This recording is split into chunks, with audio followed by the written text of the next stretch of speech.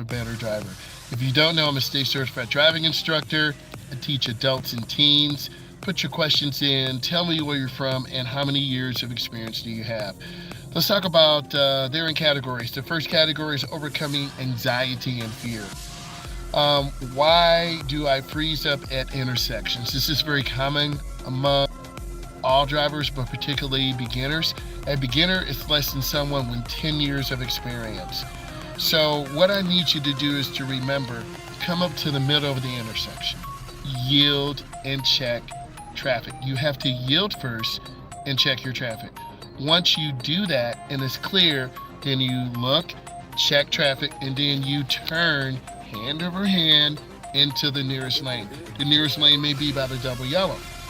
If you're in a double left turn lane and you're in the first lane, you have to stay in that first lane. If you're in the second lane, you have to stay in that second lane. You're being evaluated on whether or not you yield at traffic and are you safely executing a left-hand turn.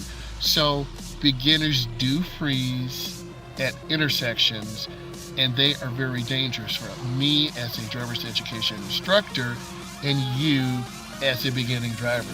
Next, driving on highways gives me panic attacks. I do agree. The biggest thing that I see is beginning drivers trying to merge out and they're going too slow. The speed limit is 70, you're at 40. The speed limit is 75, you're at 45 or 50. You want to push that gas pedal to the floor, accelerate up to speed, then you'll be able to merge out. But a lot of beginners are jerking the wheel. They're scared to look over their shoulder. And if you are scared to look over your shoulder, you're going to cut off a car. You're going to cut off a truck. Needless to say, your driving teacher, a road tester, is not going to have confidence in you. So you need to learn how to merge. Also, in a lot of my videos, we drive on service drives. Service drives run parallel to the expressway. This way we can learn how to stop. We can learn how to look over our shoulder and check traffic. We can learn how to judge distance. You need to be able to do four things, and we're talking about merging on expressway. You need to be able to get on the ramp. Number two, you need to be able to judge distance.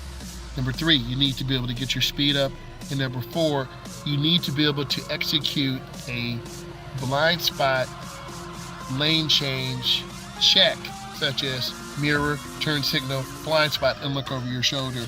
And if you can't execute any of those things, you're going to struggle.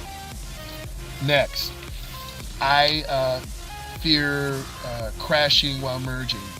This is normal because you're actually merging out. You're either going to be ahead of cars or behind cars. If you're going to be ahead of them, you got to stay on the gas. If you're going to be behind them, you have to stay on the gas. The biggest thing I see, beginners lift their foot off the gas pedal.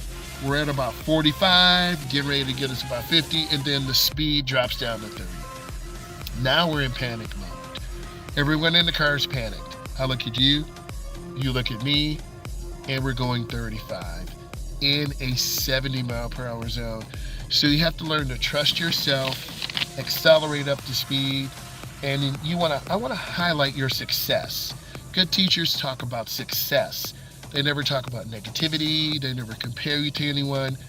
It's you merging onto the expressway, getting up to speed, and making a good decision. You really need to lean in on your instructor. I'm a very social instructor, as you've seen from a lot of my videos. And if you ask those questions, I'll try to give you examples to help you. Where some instructors are quiet, some instructors talk too much, and some instructors don't give you any advice or support. I try to give you support because I understand you're learning, and it's very difficult to pick up those elements, whether you're 17, 27, 37, 47, 57, 67, 77, or 87. Good instructors are always trying to make you better. And whenever you take the time to listen to my content, I'm always trying to make you better. Next, what can I do if I can't parallel park? Well, we're going to have to go to a downtown area and practice. Downtown New York, downtown Detroit, Michigan, downtown Houston, Texas, downtown Los Angeles, California, where we have those high volumes of traffic, and literally you have about 10 to 15 seconds. You've got to pull your car up, you got to reverse back, you turn your wheel all the way to the right, the rear will go in at a 45 angle. Once you pass the car, you turn the wheel back. Most of you should be able to parallel park with those instructions. What I normally see is beginners are turning the wheel too fast. You get really close to the parked car. You'll sideswipe the car. Or you back in too fast and you hit the curb. It does take practice. And if your instructor, your coach is not taking time to practice with you and show you what to do, you won't learn how to parallel park.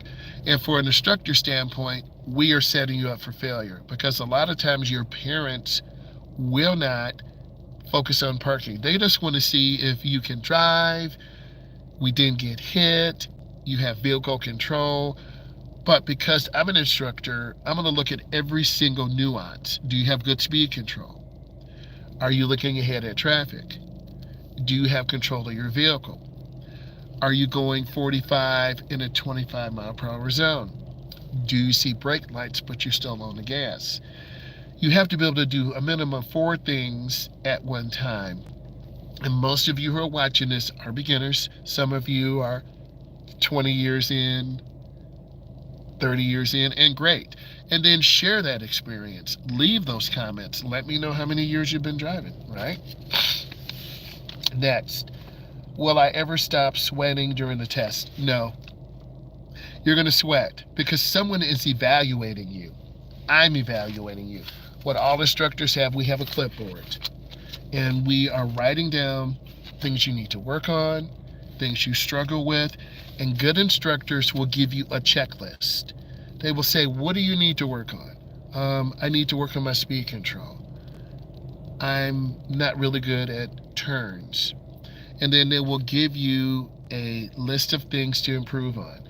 And if you look at my content and you need to, you're going to see me evaluating, breaking these elements down, such as better speed control, looking left, looking right, observational skills, analyzing the environment. Are you in a school zone? Are you in a neighborhood? Are you in a major thoroughfare? Are you in a downtown area?